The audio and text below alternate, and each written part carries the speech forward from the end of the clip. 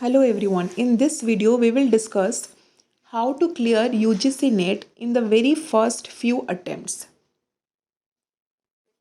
Tip number 1 is, if you have time, say 5 to 6 months before the exam, then complete the syllabus and practice related questions simultaneously. If you are not clear with the concepts related to your subject, particularly paper 2, then you have to first complete the syllabus, then proceed with the questions. Now, tip number 2 is very important. Generally, we do not have time. Like, if you do not have time before the exam, say you have less than 3 months and you have good knowledge of the concepts, then start with practicing the questions.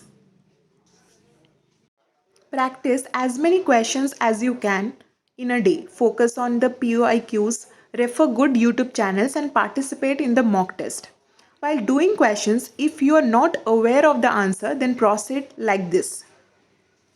Here is a previous year question of UGC-NET in which oligopoly model is asked. Now you do not know the answer to this question, then search about option 1, that is Bertrand model. Here I am referring to economics discussion where it is clearly mentioned that Bertrand model is all about price. Now I already know the answer. But again, you have to search other options like Stackelberg model, Kuno model.